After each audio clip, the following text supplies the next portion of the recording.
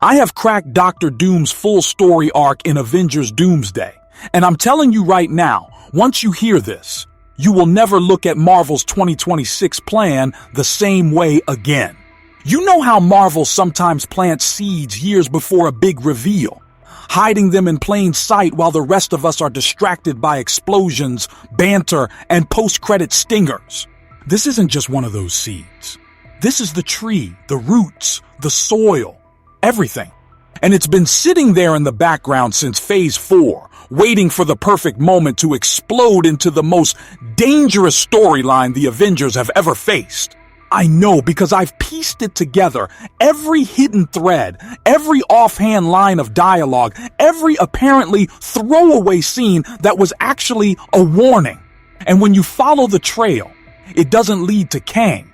It doesn't lead to Galactus. It leads to Victor Von Doom, the monarch of Latveria, stepping onto the battlefield not as another Marvel villain, but as the villain who breaks the Avengers in a way no one else has managed before. You see, the way Marvel builds these arcs, the villain isn't just a bad guy, they're a mirror to the heroes. Thanos was inevitable. He forced the Avengers to face the cost of their own arrogance and inability to act together. Kang is a reflection of their chaotic relationship with time, the consequence of meddling with the multiverse. But Doom is different. Doom isn't inevitable. Doom is deliberate. Every step he takes is calculated, every word a blade, every move a trap. And in Avengers Doomsday, Marvel isn't just making him another megalomaniac in a mask. They're making him the mastermind who turns the Avengers' victories into their greatest vulnerabilities. This isn't about watching the Avengers fight harder. This is about watching them fight smarter and still lose. The first clue was hidden in plain sight during Phase 4's quieter moments, the ones most people brushed off as filler. Remember the Sokovia references sprinkled across multiple series and films? The half-destroyed Eastern European nation left behind after Age of Ultron, never fully rebuilt, quietly mentioned, but never addressed in depth. That wasn't nostalgia, it was foreshadowing. Because in the comics, Doom uses Latveria's sovereignty as both shield and weapon. In the MCU, Sokovia has been a festering wound since 2015, a nation abandoned by the world powers, ripe for takeover. Marvel didn't just leave that dangling thread, they kept tugging on it. In Hawkeye, in Falcon and the Winter Soldier, even subtly in WandaVision when Westview's tragedy was compared to Sokovia's. And the reason? They've been setting the stage for Doom's rise to power. Avengers Doomsday isn't about Doom arriving from nowhere, it's about us realizing he's been in charge longer than anyone knew. Arc 1 begins with understanding who Doom is in the MCU context, not the comics, because Marvel always tweaks their villains to make them more emotionally grounded. This Doom is no cackling sorcerer scientist with a god complex from the start, at least not openly. This is a man who has spent years building an empire from the shadows, using political loopholes, black market tech, and his unmatched understanding of both science and magic to position himself as the world's most untouchable leader. By the time the Avengers even realize he exists, he's already operating at a level where their usual assemble and punch things strategy is useless. And here's where it gets chilling. Marvel's setting him up so that by the time the movie starts, Doom has already won. The Avengers aren't trying to stop his rise, they're trying to stop the consequences of a rise that's already complete. The Latveria we'll see in Avengers Doomsday is going to be the MCU's most dangerous location yet, not because it's a battlefield, but because it's a fortress. Every street, every building, every piece of infrastructure is designed not just for civilian life, but for defense. Doom's people love him, not out of fear, but because he's genuinely improved their lives. And that's the terrifying part. The Avengers, who have fought tyrants and dictators, will now face a leader whose people would die for him, because to them, he's not a villain, he's a savior. And in Marvel's hands, that's going to make him almost impossible to defeat without looking like the bad guys themselves. Now here's where the plot twists start stacking. Kang's multiversal war, yes, it's real, yes, it's the connective tissue of the current saga, but Doom isn't just a player in it. He's the one who decides when it happens and how it ends. If you follow the breadcrumbs, you'll see Marvel has been framing Kang as this overwhelming inevitability, this ticking time bomb of a villain who can't be reasoned with. But Doom? Doom can be reasoned with. That's his trap. Because when your enemy talks to you, bargains with you, even helps you, you start to believe they might be on your side. And that's when he moves in for the kill. In Arc 1, Doom's first real play is to position himself as the only one capable of stopping Kang's escalating threat. The Avengers, fragmented after the events of Secret War's buildup and still licking their wounds from the multiversal chaos, are desperate. Doom steps in with a flawless strategy, a plan no one else has, and this is key, resources no one else can match. His mastery of magic gives him access to realms the Avengers can't reach. His technological empire gives him tools Stark never dreamed of, and his political influence means global leaders will side with him over a team of vigilantes. And when the Avengers take that deal, they don't realize they're not just working with Doom, they're working for him. Marvel is setting this up so that Doom's arc in Avengers Doomsday isn't just a story of power, it's a story of ownership. Doom doesn't want to destroy the Avengers. He wants to own them, to make them his pawns in a larger game. And he knows exactly how to get under each hero's skin. To Sam Wilson, he offers the legitimacy and global respect Captain America deserves. To Spider-Man, he offers protection for his identity and the people he loves. To Strange, he offers knowledge that could undo the worst mistakes of his life. To Carol Danvers, he offers a strategy to save entire worlds without the messy politics of the Avengers bureaucracy. And to each of them, these offers seem too good to be true, because they are.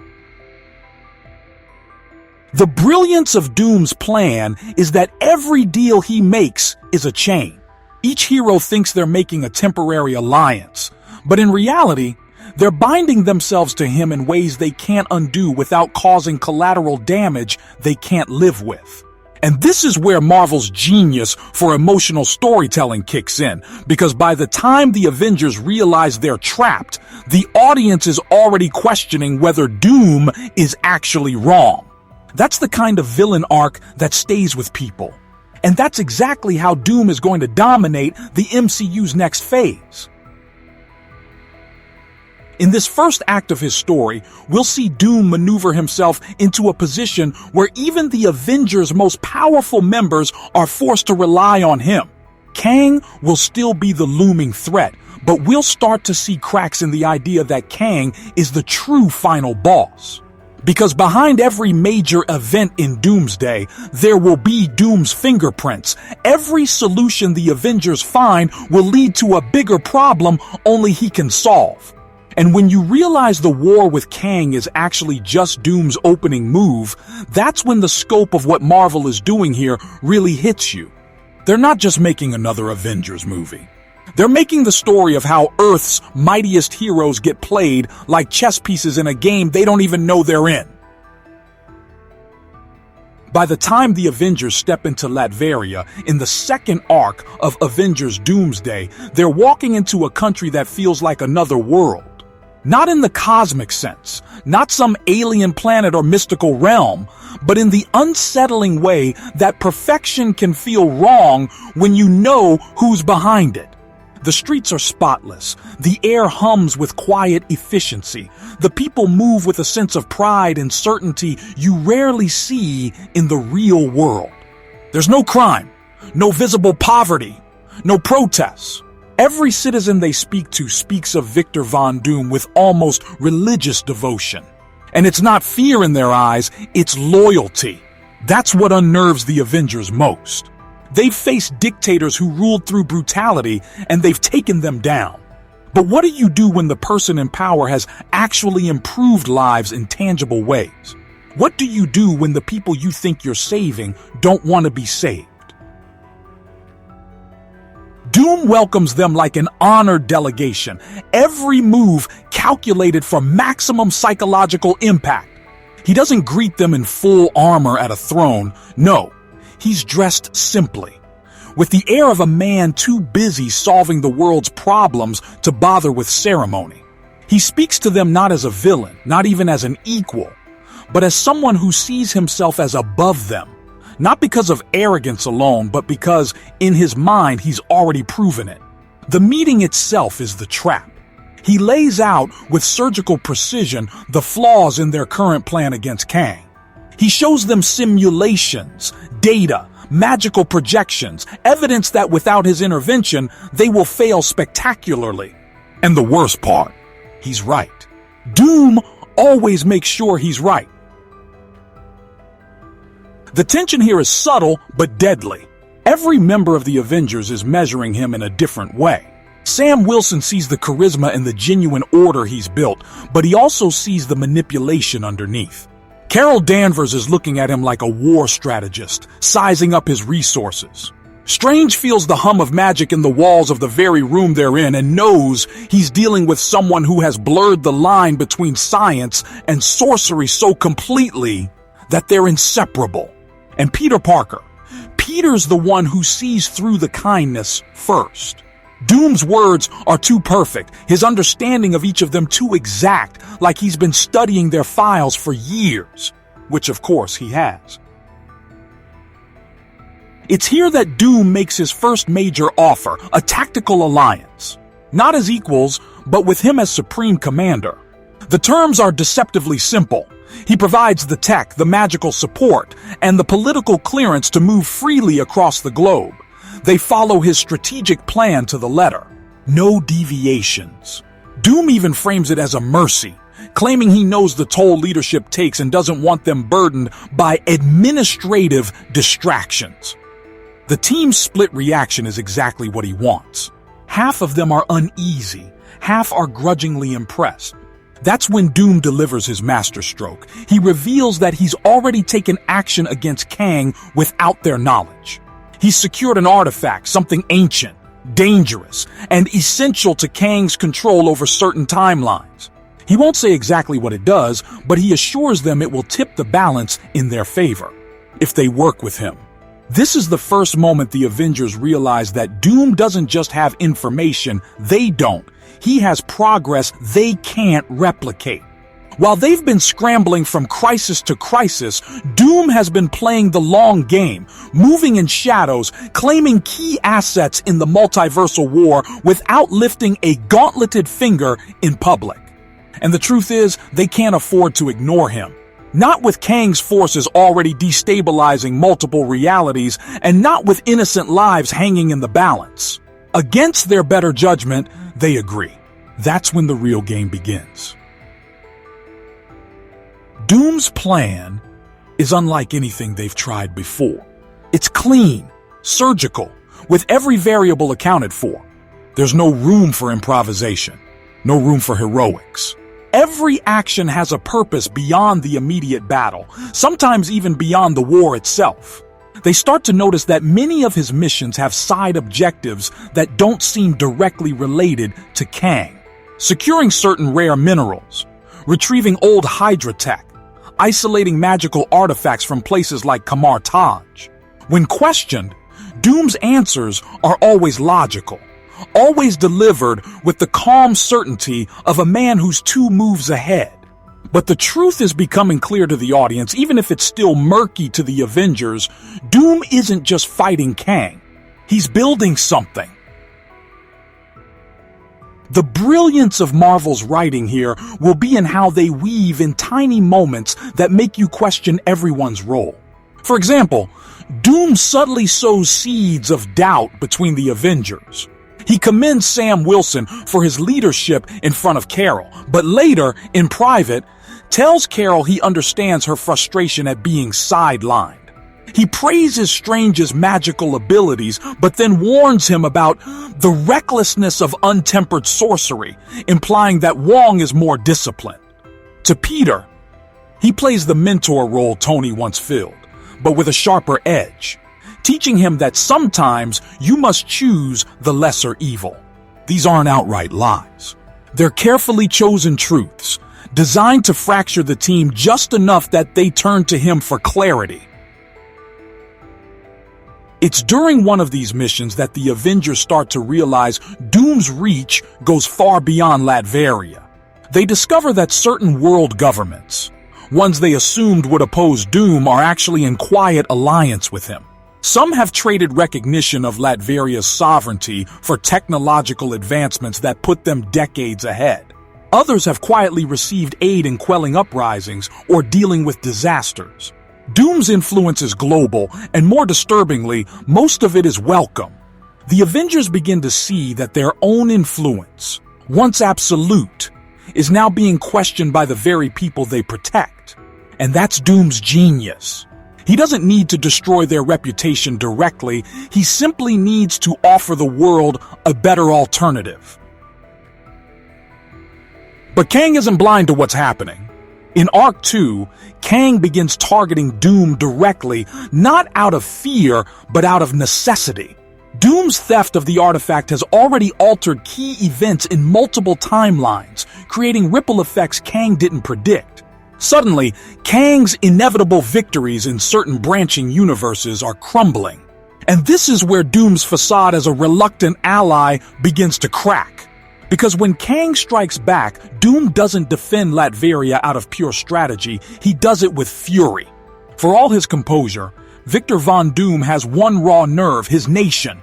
And the attack gives us the first glimpse of his true armor-clad form in full combat. A moment Marvel will frame not as a villain reveal, but as a terrifying declaration: Doom is no one's pawn. The battle for Latveria in this arc is crucial, not just for action spectacle, but for character alignment. The Avengers fight alongside Doom's elite guard, a force trained to perfection, armed with technology that blends magic and science seamlessly. The synergy is undeniable. They win decisively. But here's the twist. Doom planned for Kang to attack. The battle wasn't just a defense. It was a demonstration. To the world watching, it was proof that Doom could succeed where the Avengers had failed repeatedly. In the aftermath, global leaders start calling him for strategy, bypassing the Avengers entirely. Even worse, ordinary people begin questioning why the Avengers aren't following Doom's lead on everything. And then comes the revelation that shifts the entire arc. The artifact Doom took? It's not just a weapon against Kang. It's a key to controlling fragments of the multiverse itself, a device that, in the wrong hands, could reshape reality selectively. Doom admits to the Avengers that yes, he's modified it, but only to ensure that once Kang is defeated, the multiverse will stabilize under one guiding principle, his. He frames it as a necessity, a safeguard against the chaos of infinite timelines. And here's the kicker. He's not entirely wrong. The Avengers, who have seen the destruction unchecked timelines can cause, can't deny that his plan has merit. But they also can't ignore what it means, a single man deciding the fate of infinite realities. The ending of Arc 2 leaves the team fractured in a way we've never seen before. Some believe they should keep working with Doom until Kang is eliminated, reasoning they can deal with Doom afterward. Others argue that allowing him to solidify power now means they'll never be able to stop him.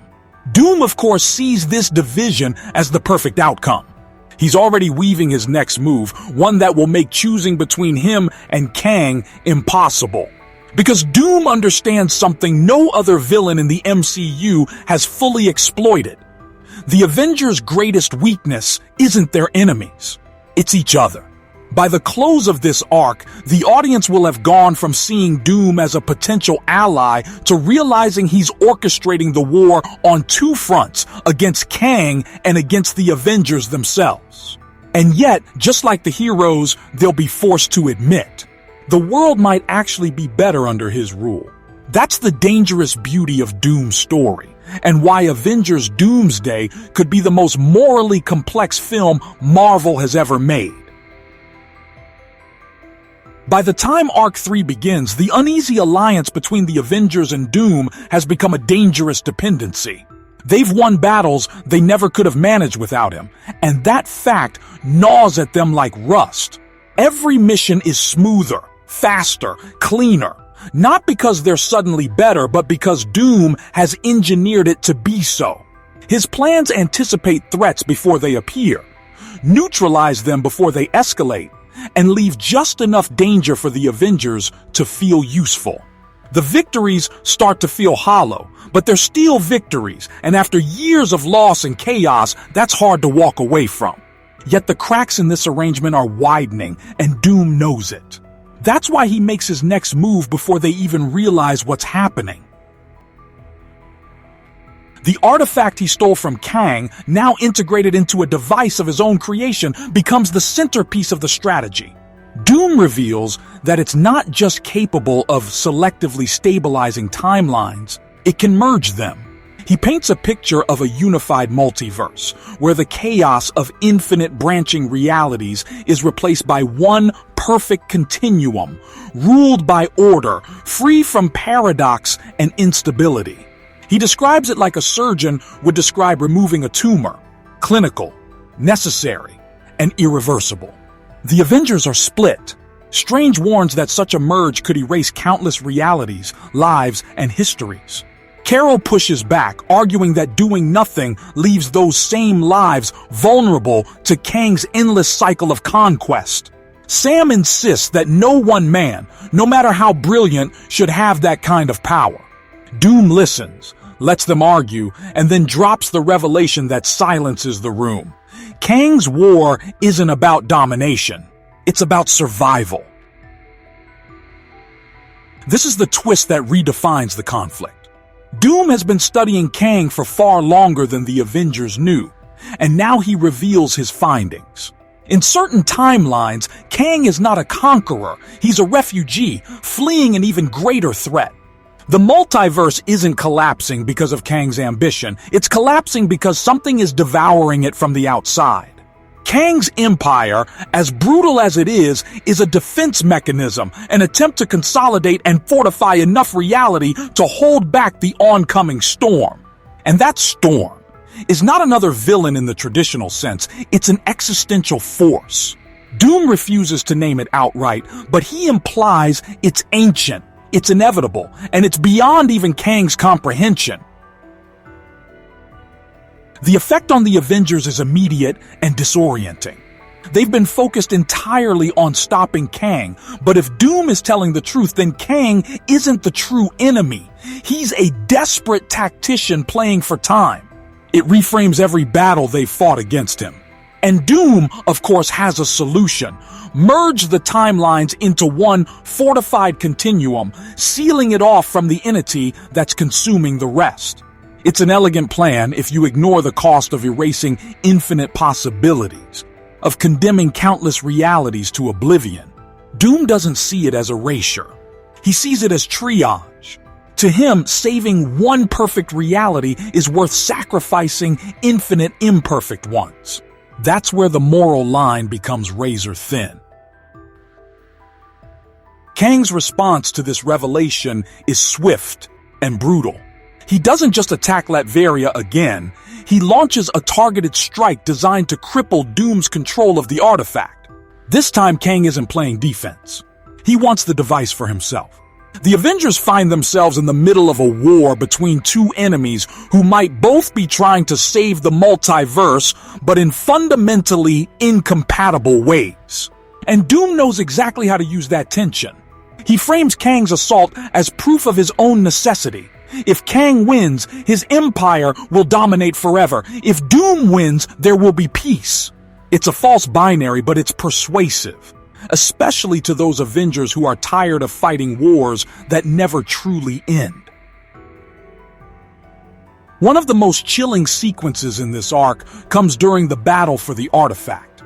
The Avengers, split into two squads, are tasked with defending separate facilities that feed into Doom's device. As they fight, they start encountering enemy troops who are them. Not shapeshifters, not illusions, variants.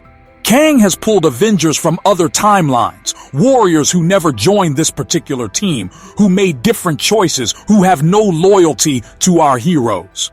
The psychological impact is devastating. Sam finds himself facing a version of himself who refused the shield. Peter fights a version of himself who never put on the mask. Carol meets a version of herself who abandoned Earth entirely. Doom watches it all through his network of surveillance feeds, cataloging every emotional fracture it causes. The truth is, Doom allowed Kang's variant army to reach them. He wanted the Avengers to see the chaos of infinite timelines firsthand, to feel in their bones why his plan is necessary, and it works. After the battle, with the artifact barely secured, even some of the staunchest opponents of Doom's plan start to waver. Strange, who once stood firmly against merging realities, admits privately that the cost of maintaining them all might be too high. Carol, ever the soldier, begins thinking in terms of acceptable losses. Only Sam, Peter, and a few others hold the line, insisting that the price Doom demands is too steep. Then Doom makes his most dangerous move yet. He invites Kang to meet with him alone. No Avengers, no armies, just two men who have each bent the multiverse to their will in different ways. The meeting is a masterclass in manipulation. Doom acknowledges Kang's intelligence, his strategy, his vision. He frames himself not as an enemy, but as a partner, someone who can help Kang achieve his goal more efficiently. What Kang doesn't realize is that Doom is probing for weakness, testing the limits of Kang's desperation. By the end of the conversation, Doom has exactly what he wanted, confirmation of the greater threat's nature. And here's the kicker, he doesn't tell the Avengers. Not yet. Knowledge is leverage, and Doom never spends leverage until the exact moment it will yield the greatest return. The Avengers sense something's off. Sam confronts Doom directly, accusing him of hiding critical information. Doom doesn't deny it. Instead, he turns the accusation around, asking Sam if he's prepared to take responsibility for the consequences of not acting on that information. It's the kind of rhetorical trap Doom excels at, forcing his opponent into a position where either answer makes them seem reckless. And while Sam refuses to concede, the seed of doubt has been planted. Arc 3 builds toward a three-way confrontation. The Avengers, Kang, and Doom, each trying to control the artifact for their own vision of the multiverse. The set piece is enormous. Multiple timelines converging into a single battleground, realities bleeding into each other in ways that defy physics. It's here that Doom's true mastery becomes undeniable. While the Avengers and Kang clash in the open, Doom uses the chaos to slip into the heart of the artifact's control nexus. He doesn't destroy it, doesn't use it immediately. He programs it, embedding commands so deep they can't be undone without dismantling the entire device. Whatever happens next, Doom has ensured that when the moment comes, he will be the one holding the final move. By the end of Arc 3, the balance of power has shifted dramatically. Kang is still a threat, but he's been weakened, forced to retreat to regroup. The Avengers are battered, divided, and increasingly reliant on Doom's resources just to hold the line. And Doom? Doom stands stronger than ever, not because of brute force, but because he's positioned himself as the only one who truly understands the full scope of the war. The audience can feel it.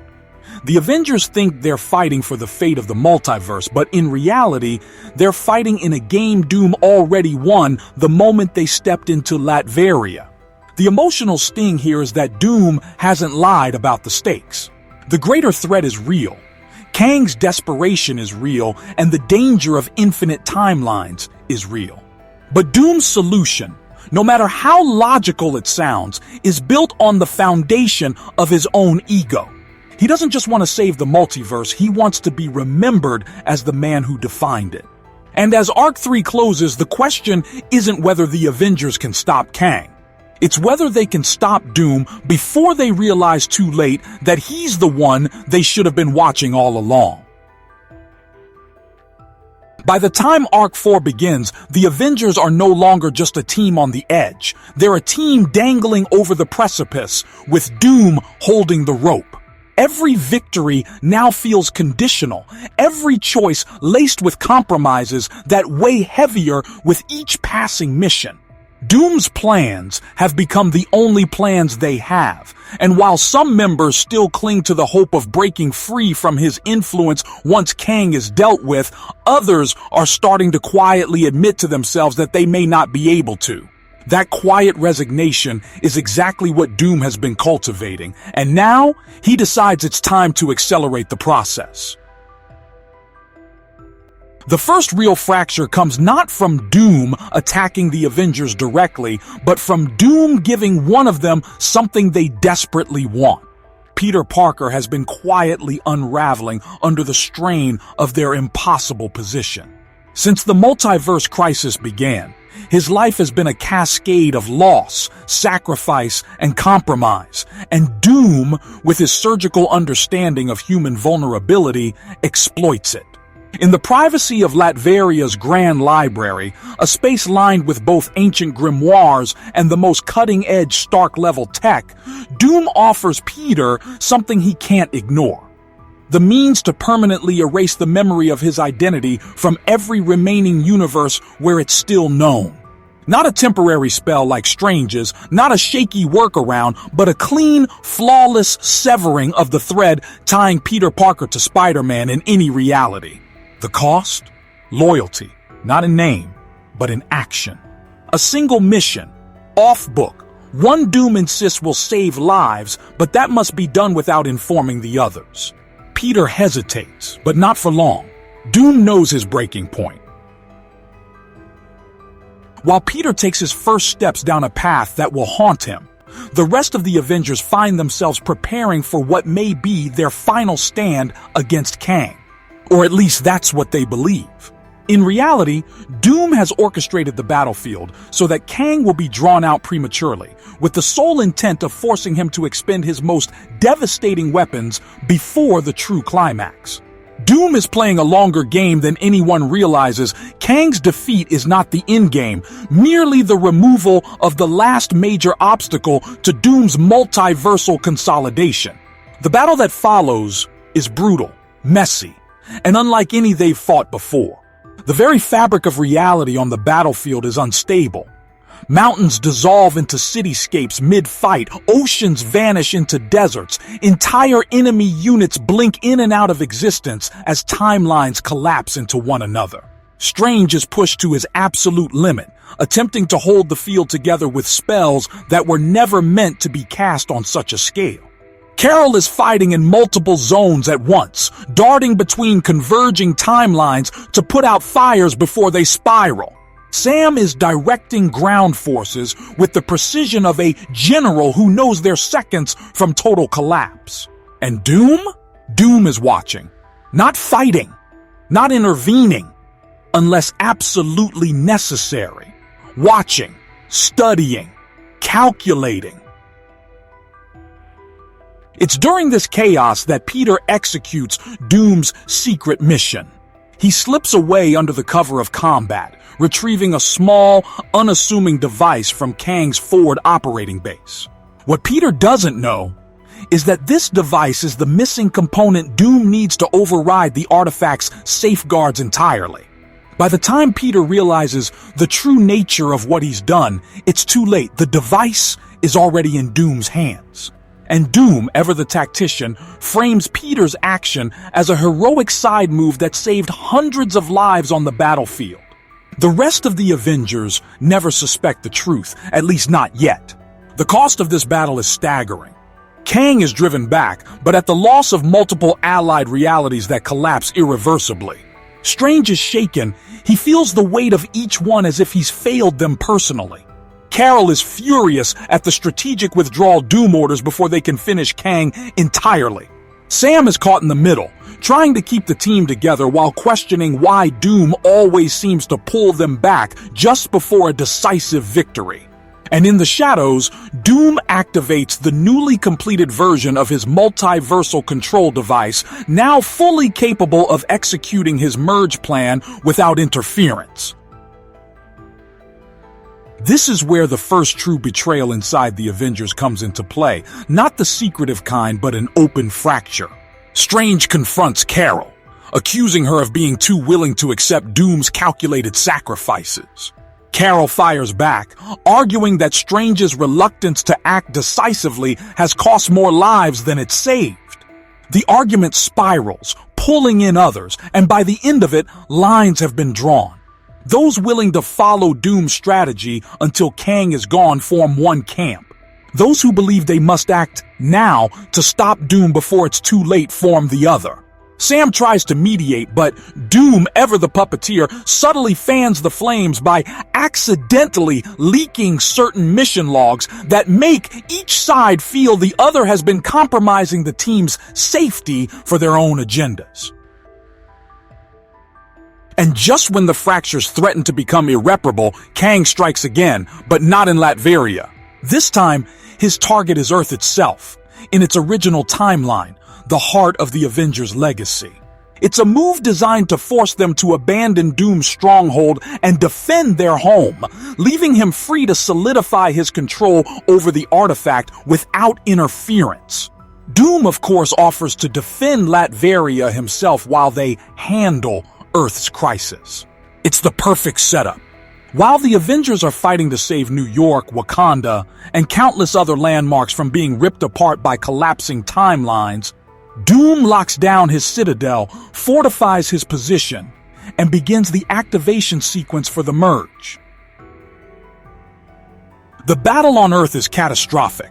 Reality tears in unpredictable ways. Cars phase through buildings. People flicker between alternate versions of themselves. Entire city blocks vanish and reappear miles away. The Avengers fight like never before, but something is missing. The razor-sharp strategy that had made their recent victories possible. Without Doom's guiding hand, they're back to the chaos they once thrived in. But this time, the stakes are exponentially higher. The fight pushes them to the brink, and when Kang himself appears in the heart of New York, it becomes clear he's no longer interested in winning the war.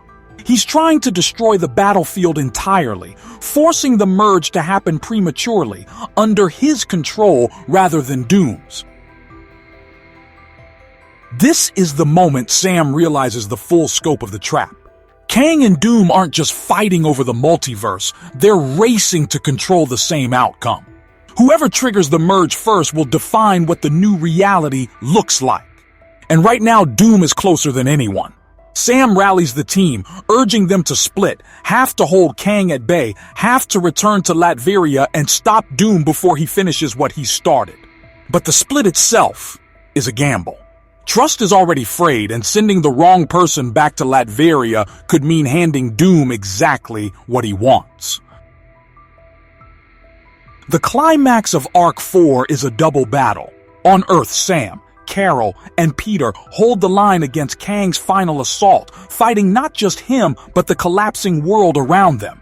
In Latveria, Strange and a small team infiltrate Doom's citadel, navigating layers of magical and technological defenses designed specifically to counter each of them. Every corridor feels like a test, every trap tailored to exploit their weaknesses. Strange realizes that Doom has studied them so thoroughly he can predict their every move until Strange does something Doom doesn't anticipate. He sacrifices his own magical reserves to overload the Citadel's defense grid, buying the team a narrow window to reach the control chamber. And there, in the heart of Latveria's greatest fortress, they find Doom. Not in battle armor, not preparing for war, but calmly operating the device. The merge already in motion. He doesn't gloat, doesn't rage. He simply explains, in the most rational terms, that this is the only way forward. The skies above Latveria shimmer with the first signs of the merging process, realities bleeding together like paint in water. Strange demands he stop. Doom refuses. And in that instant, the team has to make a choice. Destroy the device and risk the multiverse collapsing entirely, or wrest control from Doom and complete the merge on their own terms, a choice they're not prepared to make. Arc 4 ends in chaos. On Earth, Kang is finally forced to retreat, but at the cost of New York's stability, parts of the city are now permanently fused with structures from other timelines. In Latveria, the team fails to destroy the device, but they do disrupt its programming, delaying the merge for a short time. Doom escapes, not defeated, but with enough control left to try again. And as the dust settles, the Avengers realize they've run out of time. The final confrontation is no longer about stopping Kang or Doom separately. It's about preventing either of them from seizing the ultimate power and deciding once and for all whether the multiverse is even worth saving in its current form. When the final arc of Avengers Doomsday begins, the multiverse is unraveling faster than anyone predicted. Kang's last desperate strike on Earth and the disrupted activation of Doom's device have torn open unstable fault lines across reality, causing different timelines to bleed into each other without warning.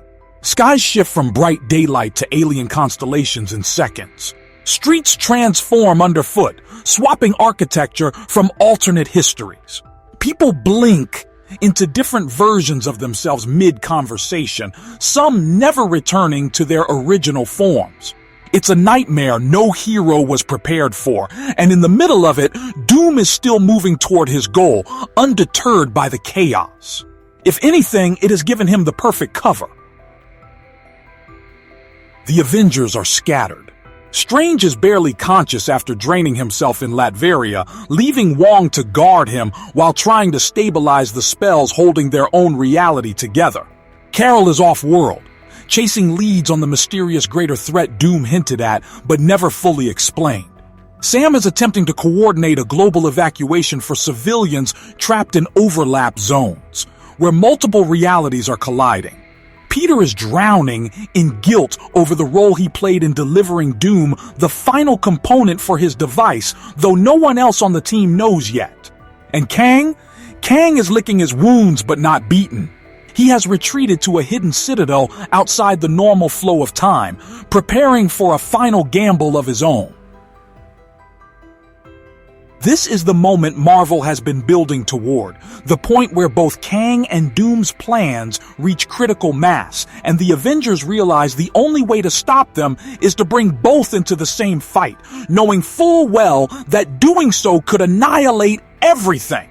It's Sam who proposes it, not because he trusts Doom, but because he understands him. Doom doesn't lose. He can be forced to compromise, but only if his own survival is at stake.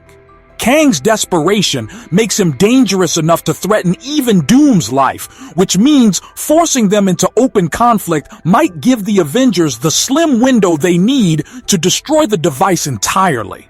The plan is insane. It involves baiting Kang with false intel about the exact location and vulnerability of Doom's multiversal control nexus, while at the same time planting the idea in Doom's mind that Kang has found a way to override his programming. If both take the bait, they'll meet in the same place at the same time, and the Avengers will use the clash to strike at the device itself. But the danger is obvious. If either man realizes the trap before it's sprung, the Avengers become the target, and their mission ends before it begins. In the lead-up to the confrontation, the tension inside the team is at breaking point. Peter finally confesses his role in giving Doom the missing component, expecting rage, but what he gets is worse. Silence. Sam doesn't berate him. Strange doesn't lecture him. Carol doesn't snap at him. They just absorb it. Because they've all made compromises in this war. And Peter's mistake is only one piece of the larger puzzle. That unspoken understanding is both comforting and terrifying. It's a reminder that they're all capable of crossing lines when the stakes are high enough. The Avengers set the trap on a fractured piece of reality that's been hanging in the void since the merge attempt, half a ruined Latvian citadel fused with pieces of cities from a dozen other timelines. It's unstable, dangerous, and perfect for what they need. Kang arrives first, bringing with him a stripped-down army of his most elite soldiers, each one drawn from timelines where they've killed Avengers before. Doom follows, flanked by his own guard and shrouded in the emerald glow of the artifact's power. The moment they see each other, the air crackles with tension, not the kind that comes before negotiations, but the kind that comes before two apex predators tear into each other. What follows is less a battle and more a chess match fought with the pieces of entire realities. Doom and Kang bend the environment itself into weapons, streets turning into rivers of molten metal, skyscrapers unfolding into spiked walls, the sky raining shards of frozen time. The Avengers weave through the chaos, avoiding direct confrontation with either side as they push toward the heart of the Citadel where the device is kept. Every second is borrowed time. And then, the twist. Doom knew. He knew from the start that the Avengers were trying to draw him and Kang together. He allowed it because he wanted Kang in the same place for his own purposes. The override rumor the Avengers fed him wasn't entirely false. Doom had already anticipated it and built a countermeasure into his device. When Kang makes his move to seize control, Doom turns the tables, locking him in a temporal stasis field and draining energy from Kang's very existence to supercharge the device. Doom has no intention of killing Kang. He intends to keep him alive, frozen in a moment of defeat, as the ultimate power source for a merged reality.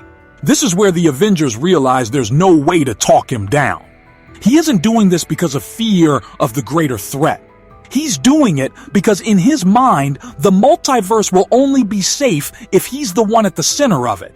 And he's willing to use the life of his greatest rival as a battery to make it happen. Sam gives the order, destroy the device, no matter the cost. The final fight is chaos incarnate. Carol blasts through Doom's guard while Strange, barely holding himself upright, conjures a containment spell around the device to keep it from activating fully.